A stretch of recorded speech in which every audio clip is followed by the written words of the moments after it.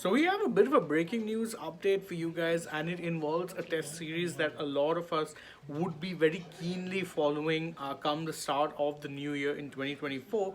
And that is, of course, the test series between India and England. Now, whilst there is admittedly, a lot of anticipation for that particular test series, most would have thought that there'd be some time before you'd see any news potentially about what the squads could be like for that particular test series. However, the England and Wales Cricket Board have in fact announced the squad that they will be sending to India for that five test series. It's a 16-member squad, and it is a pretty interesting squad in the sense that a few players who you thought may be making the cut, well, they're not quite making the cut. So let's just quickly delve deep and look at what the 16-member squad is before we actually go on and discuss, who are the players potentially who missed out on selection. So it's a 16-member squad for what is a five test series, and we'll quickly go over the squad. It includes, of course, Ben Stokes, who will be leading the side. We don't quite know yet whether or not he'll be playing as a pure batter or as an all-rounder, not really sure, but he'll be there leading the side nonetheless.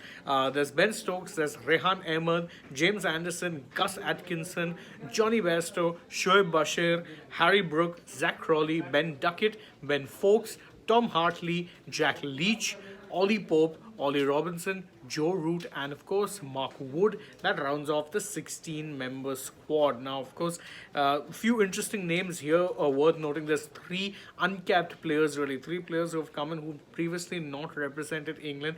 And surprise, surprise, that you'd see two of them are in fact spinners, and not just any kind of spinners, but finger spinners. So you've got, the one uncapped player who you'd be familiar with is, of course, Gus Atkinson. He's the pace bowler. But beyond that, you've got Tom Hartley and Shoaib Bashir, both of whom are spinners. So that's pretty interesting when you're looking at it. You've got Shoaib Bashir, you've got Tom Hartley, and all of them, by the way, again, as I said, aside from Atkinson, of course, will add some depth to their pace bowling lineup, but the other two, there's Hartley and Bashir, both of whom will in fact be adding to the spin options as far as the England team are concerned.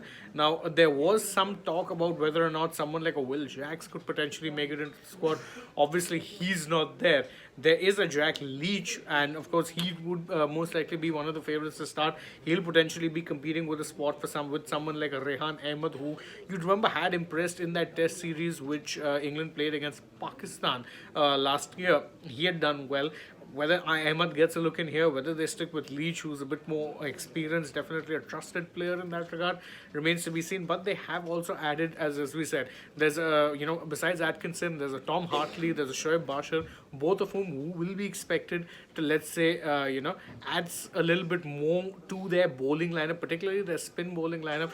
And, there's been a lot of talk about what kind of pitches you could expect potentially from, this particular, let's say, tour, because of course there was a lot of debate as to the kind of pitches that were in fact put up during the Border Gavaskar series last year. Now, you have, of course, Tom Hartley is someone who was, there were rumors in the British, press that he was someone who would be considered for selection. That's exactly what happened.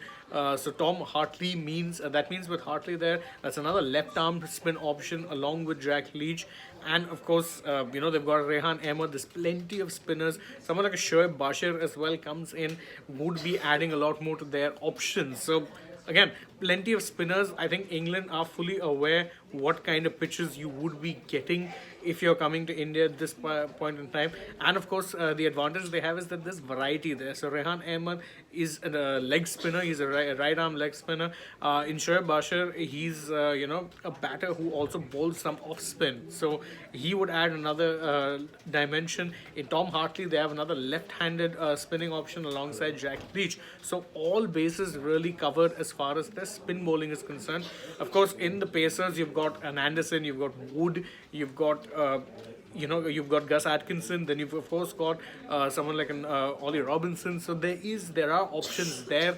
And you'd say that this is probably one of the strongest sides they have. Now, of course, there are other debates about the squad as well. For instance, who potentially could be the wicketkeeper bat option? You would say Bairstow, but Bairstow has, in fact, been struggling for form in recent times. And, there is a Ben Foakes who's been included in the squad. Foakes is someone who bit more of a traditional batter, not exactly a baseball like batter, but given the kind of pitches you're going to be getting in India, might not be the worst option in the world to keep Foakes. And with Foakes, the other advantage is that he's something of a full-time keeper in red ball cricket. You'd remember Johnny Bairstow behind the stumps was pretty average during the Ashes. More often than not, it did end up costing England, even though his batting generally came to the fore. He was pretty good with the bat, but his wicket keeping often left a lot to be desired. So that's the squad. It's a 16-member squad, and for those of you who just joining us, I'll quickly go over it once again. There's Ben Stokes, Rehan Ahmed, James Anderson, Gus Atkinson, Johnny Bairstow, Shoaib Bashir, Harry Brooks, Zach Crawley, Ben Duckett, Ben Foakes,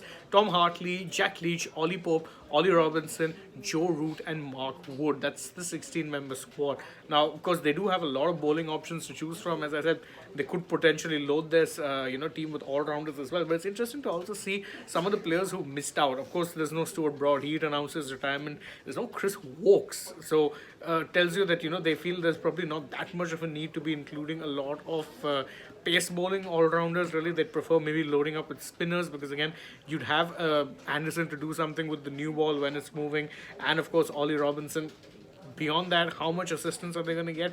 Probably not a lot. Stokes may very well take up some workload with the ball as well, although we don't really know whether or not that'll be the case. But one would hope that, of course, him getting that surgery would mean that he'd be able to bowl as well. So that's the breaking news update for you guys. That is what England's squad for the 5-test series against India looks like. I'll just take a couple of your comments before we wind up.